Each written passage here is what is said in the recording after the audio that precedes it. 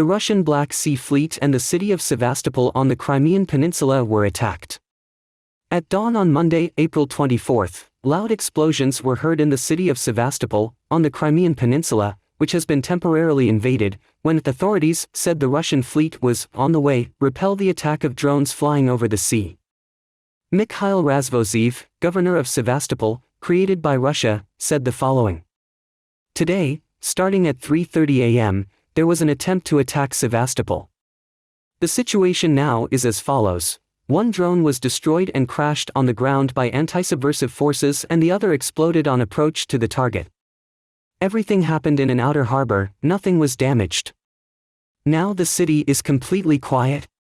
But all forces and security agencies remain on alert, he added. Sevastopol, along with the rest of the Crimean Peninsula, was annexed by Russia in 2014 but is internationally recognized as part of Ukraine. There was no immediate response from Ukraine. Kiev almost never openly claims responsibility for attacks inside Russia and on Russian-controlled territory in Ukraine. According to Ukrainian media, explosions were last heard in Sevastopol on Saturday, when Razvozhev said Russian air defenses shot down a drone over the Balaklava thermal power plant. Crimea and Sevastopol, home to Russia's Black Sea Fleet, have seen frequent explosions since August. In October, an explosion crippled the heavily guarded Kerch Bridge connecting Crimea to mainland Russia, a vital logistical link for Russian troops in southern Ukraine. Previously, Russian media reported that in the temporarily occupied Crimea, near the city of Kerch, the Russian military installed a radar station to detect objects in the air, at sea, and on land. However, since then the explosions have continued to occur. Chang should also recall that the top official in Russian-invaded Crimea said its air defense systems were activated on Saturday afternoon, April 22, but there were no reports of damage or casualties. Explosions were heard at 3 different locations, Dzhankoy, Sevastopol and Simferopol. Air defense forces have been working over Crimea. I ask everyone to stay calm and trust only reliable sources of information, said Sergei Aksionov, the governor of the Crimean Peninsula created by Russia.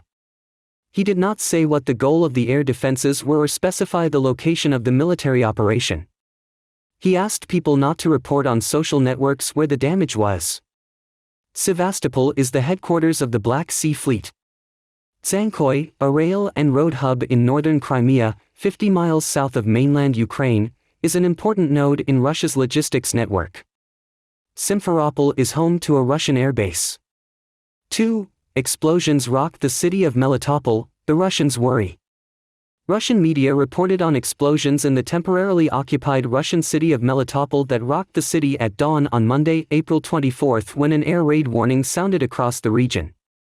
So far, there have been no official reports on the causes and consequences of the explosions. City residents are encouraged to stay in shelters until the end of the airstrike warning or to follow the two-wall rule if possible.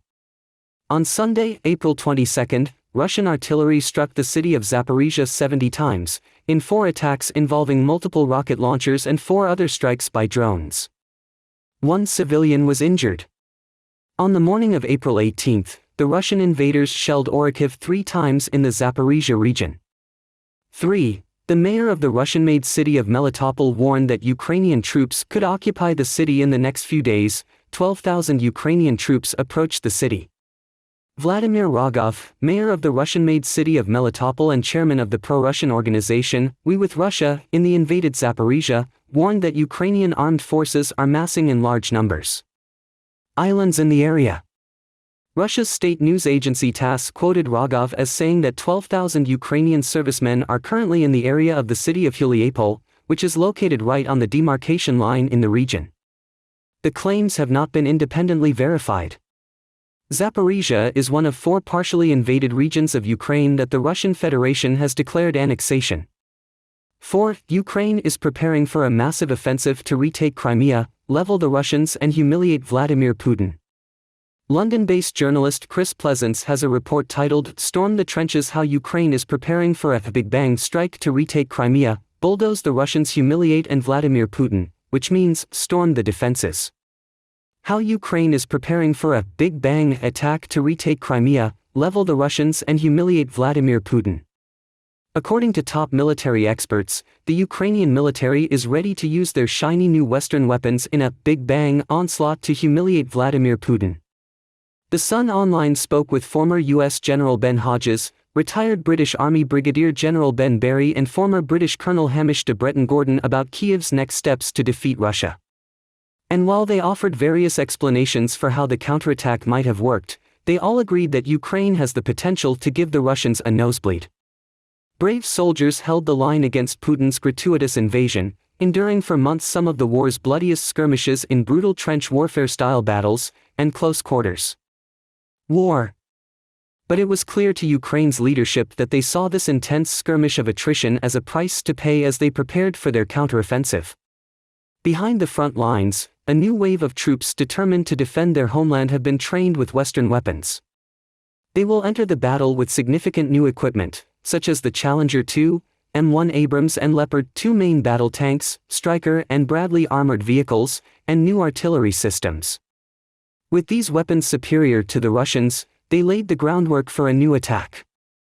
General Hodges told the Sun Online he believes Ukraine will grow big and focus their efforts on finally retaking Crimea, which has been in Russian hands since 2014. Colonel de Bretton compared a potential Ukrainian attack to Operation Desert Storm, with their forces attempting to push 200 miles behind Russian lines in a lightning strike. Brigadier General Barry said the counterattack would be like a Big Bang to try to break the deadlock, especially around Bakhmut. However, General Hodges, the former commander of U.S. troops in Europe, believes that the offensive will pursue ambitions far greater than winning the battle at Bakhmut. Even if Ukraine could kill every Russian soldier within 200 miles of Bakhmut, it wouldn't change the strategic situation, he told the Sun Online. The key is to win Crimea, that will be the decisive terrain. Once Crimea is liberated, it will all be over, it will change everything. Ukraine knows it will never be safe without taking back Crimea. 5. General Alexander Sursky, commander of the Ukrainian army, affirmed that Ukrainian forces continue to hold strategic positions in Bakhmut.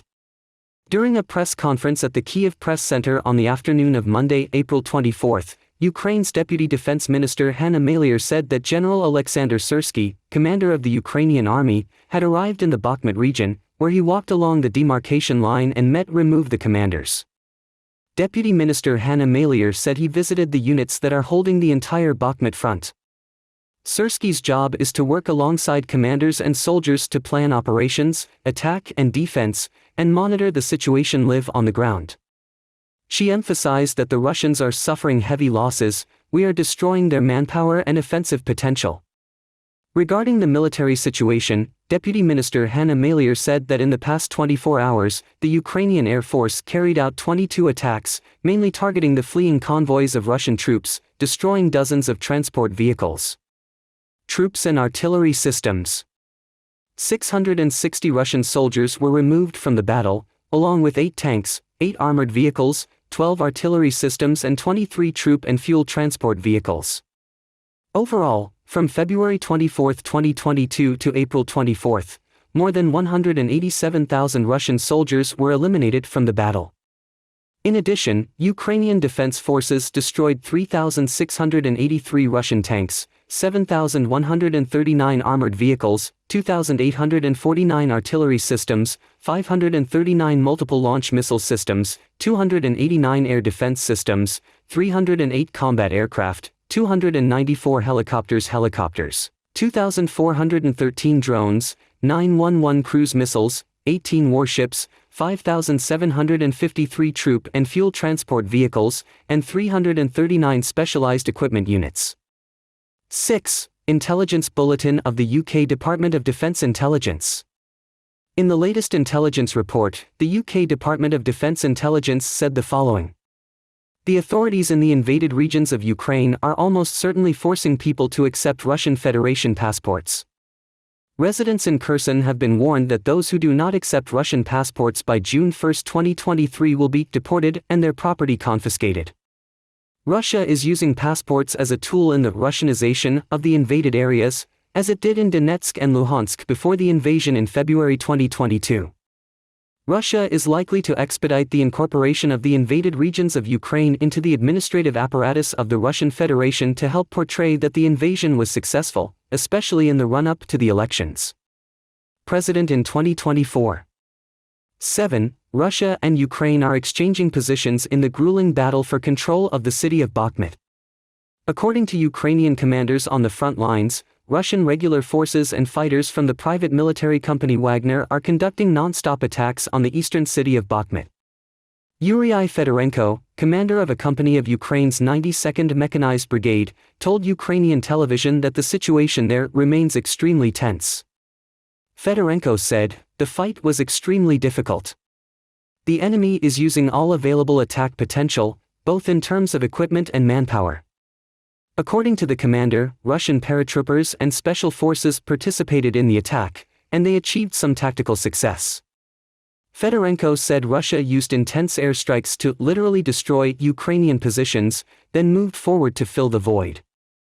However, the commander stressed that Kyiv's army was conducting an active defense and retaking several positions, both on the outskirts of the city and within the city of Bakhmut itself, pushing the enemy away from the enemy lines and drive them out of the positions they have just taken. Some positions change hands during the battle.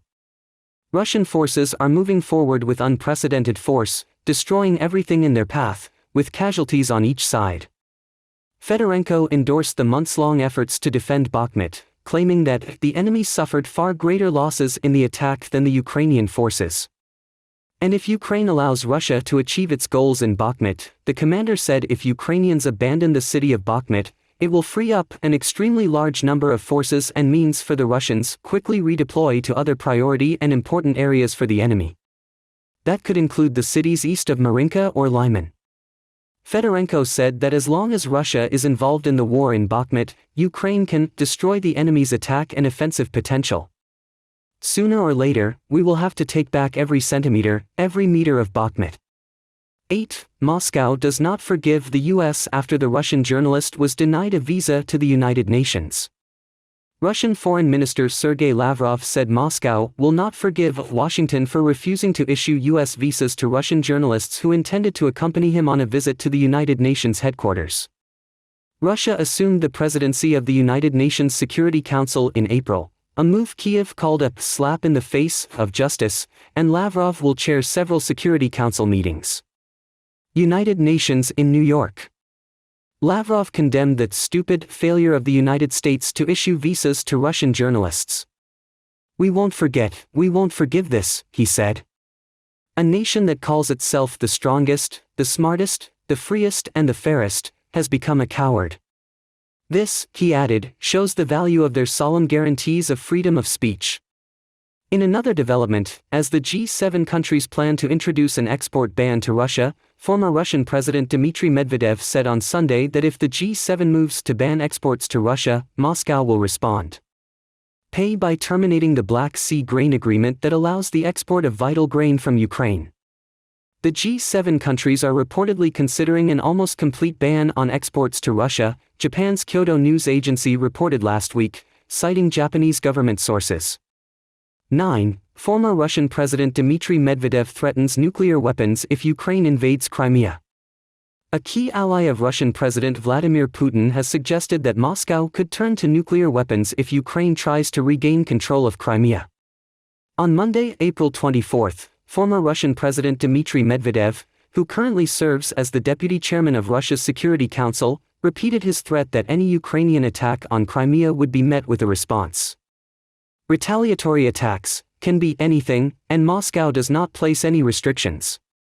He added that the Kremlin is ready to deploy all types of weapons, including nuclear, depending on the nature of the threat, according to the government's official policies on deterrence. Nuclear. According to our doctrinal documents, including the fundamentals of nuclear deterrence. I can assure you that the answer will be quick, difficult and convincing, Medvedev said. Medvedev has also threatened to terminate a United Nations brokered deal allowing Ukraine's grain exports if the G7 proceeds with a potential ban on most exports to Russia. Japan's Kyodo News Agency reported last week, citing Japanese government sources, that the countries of the Group of Seven, or G7 for short, were considering an almost complete ban on exports to Russia.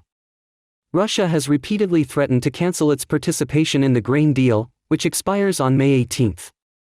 This idea of the idiots at the G7 about banning exports to our country entirely implies a reciprocal ban on imports from our country, including the most sensitive ones, said Medvedev. For the G7 in such a case, the grain contract, and many other things they need, would end for them. Under the current framework, goods are allowed to be sold to Russia unless they are explicitly blacklisted. The G7 is said to be discussing reversing its sanctions line so that exports to Russia will be automatically banned unless they are included in the list of products allowed to be shipped to the country. 10. Vladimir Putin fires his top admiral after he refused to send sailors from his Pacific Fleet to fight in the war in Ukraine. London-based journalist Rohan Gupta has an article titled "Vladimir Putin fires top admiral after he refused to send his sailors from his Pacific Fleet to fight in Ukraine war," which means Vladimir Putin fired a top admiral after he refused to send sailors from his Pacific Fleet to fight in the war in Ukraine. Vladimir Putin is reported to have fired a top admiral because he refused to send sailors to fight in the war against Ukraine. Admiral Sergei Avakian's, 66, was unexpectedly stripped of his command of Russia's Pacific Fleet last week during exercises involving nuclear bombers ordered by the Kremlin. Avakians sought to protect their men from being deployed to the Ukrainian battlefield, to prevent them from becoming cannon fodder, according to Volya and Brief Telegram. The admiral repeatedly resisted or disobeyed orders to send his men to fight in Ukraine. When forced to do so, he allegedly sent his most undisciplined and untrustworthy men to the war zone. He told Admiral Nikolai Yevmenov, Commander-in-Chief of the Navy in plain language, that he would not let the fleet be destroyed, his sailors, his trained officers, his well-coordinated crew. "It will not be divided," said a source from the General Staff of the Russian Armed Forces. He was particularly angry at the losses suffered by his elite 155th Marine Brigade, who were forced to go to Ukraine. 31 armored vehicles of the 155th Marine Brigade of the Russian Pacific Fleet were destroyed in an attack on Vuhledar, the Moscow military channel calling reported at the time. Earlier, the 155th Marines Brigade wrote a letter complaining about the meat grinder tactics of Putin's commanders in Ukraine that left 300 dead, wounded and missing in 4 days of vicious fighting. Paralysis in Pavlivka. The Admirals, growing discontent as the scale of the loss worsened. Recently, the Avakians defied the orders of the Kremlin and announced that he would not send any more troops while he was in charge of the Pacific Fleet. He opposed the request to turn sailors of warships, submarines, and auxiliary ships into infantry soldiers in Ukraine. Because of this disobedience, he was fired and sent on vacation, later being transferred to a behind-the-scenes diplomatic role in Moscow. Last week, officials offered various reasons for firing one of Russia's most respected commanders, who was in charge of the Pacific Fleet for more than a decade. The leak suggested that it was due to the unsatisfactory state of the fleet's preparation and many mistakes in command. Another version of the story is that he has reached mandatory retirement age, but it is announced that he will take on the role of military training and patriotic education. Commander of the Pacific Fleet Sergei Avakian has reached retirement age 65 and is taking a well-deserved leave of honor, a source in the Defense Ministry said. Avakians are 66 years old, and age is usually not a barrier in Russia. Defense Minister Sergei Shoigu is 67, Commander-in-Chief Vladimir Putin is 70, while the head of the FSB Secret Service Alexander Bortnikov is 71. The truth is that the Avakians refused to send their Pacific Fleet forces to face more deaths in Ukraine. An emotional video highlights the graves in Vladivostok of countless Marines under his command who perished after being sent to Ukraine. Volya said that Avakian's successor, Admiral Viktor Lina, was promoted after fulfilling his troop quota for the war when he was in charge of the Baltic Fleet. Lina simply sent as many people as he was assigned, said a military source. Avakians tried their best to get rid of these instructions. Lina, on the contrary, followed orders. In December, for this, he received the Admiral shoulder strap, which he had long dreamed of. His transfer to the Pacific Fleet was announced last week.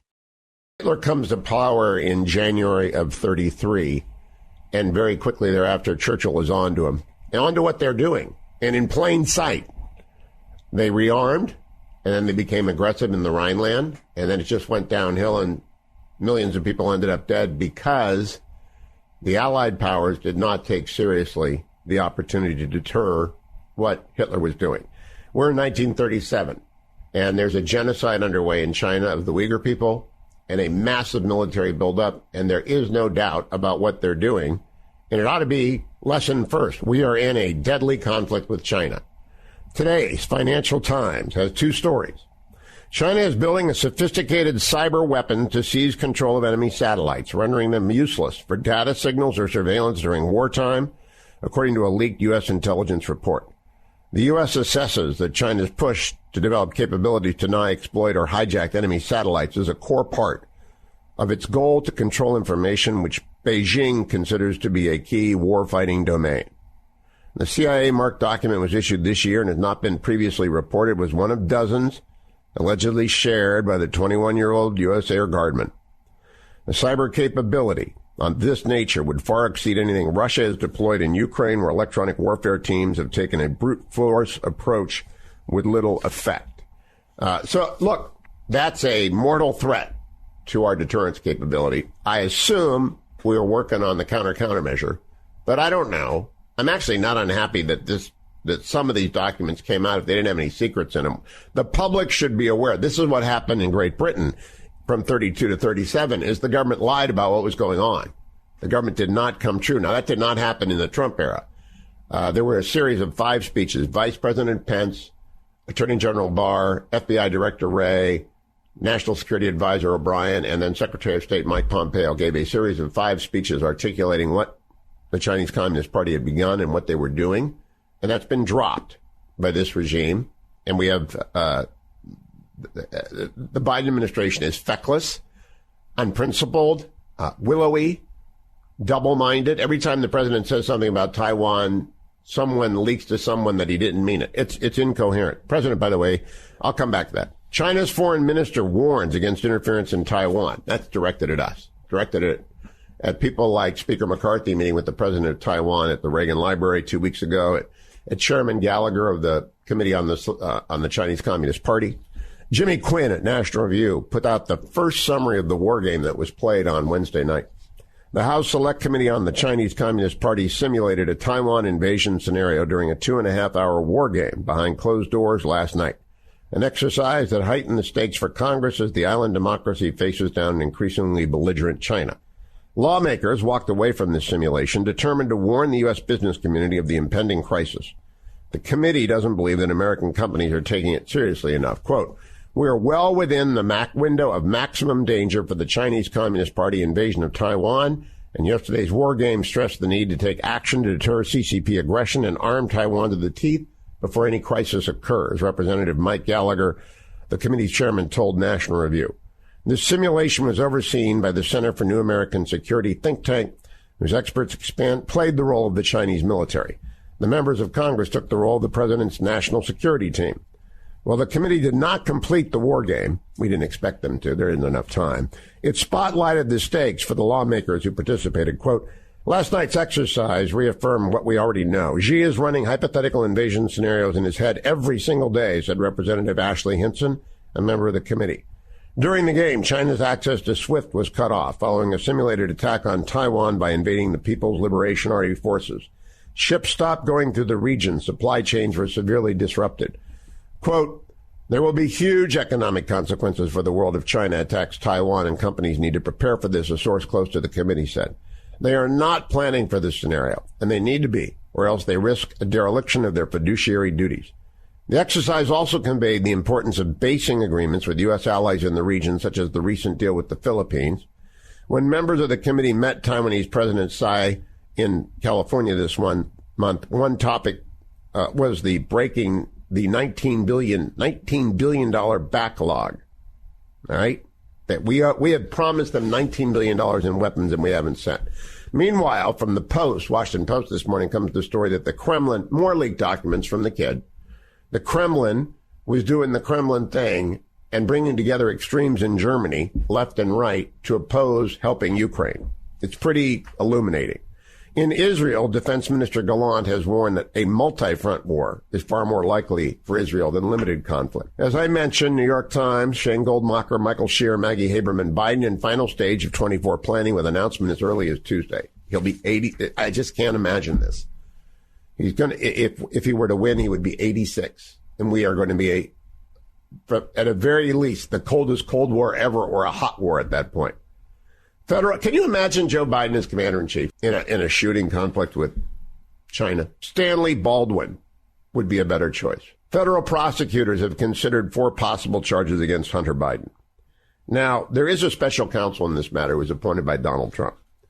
And I have no idea what David Weiss is doing. And I don't talk much about Hunter Biden because you never know what you don't know. And we don't know nothing. We know that the laptop was genuine. There's a new scandal coming out. It appears that maybe Secretary of State Blinken helped orchestrate the lie from the intelligence community that it was Russian disinformation. We'll find out more about that. Jim Jordan's on that. But federal prosecutors considered charging Hunter Biden with 3 tax crimes and a charge related to a gun purchase, said 2 sources familiar with the matter. Earlier, an accountant friend of mine said addicts rarely report their income accurately. You'd think.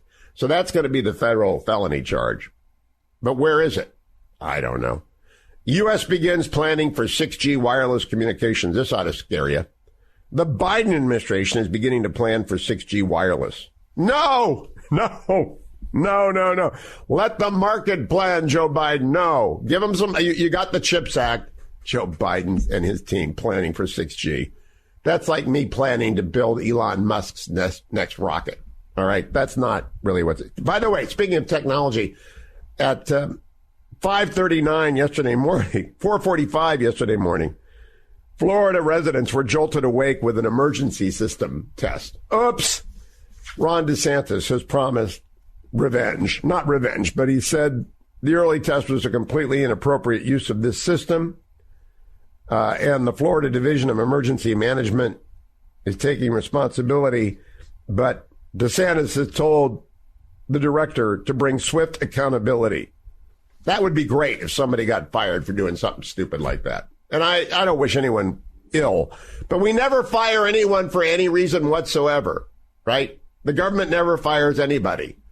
Okay, if they shoot off an alarm that wakes up all of Florida at 4:45, including hospital patients and people who work the night shift and people are just going to bed or children who've been ill for days. Yeah, fire somebody. Someone's got bad judgment. Alec Baldwin is in the clear. Charges have been dropped. And then when we come back, home prices in March posted their biggest annual decline in 11 years. Sales fell in March for the 13th time in the previous 14 months. Joe Biden's economy is just working brilliantly. And we'll tell you why that is the sure sign of a recession, because every job in the home building world creates 4 downstream. You're not building houses. Houses are falling in value. Your wealth is falling. The economy is contracting.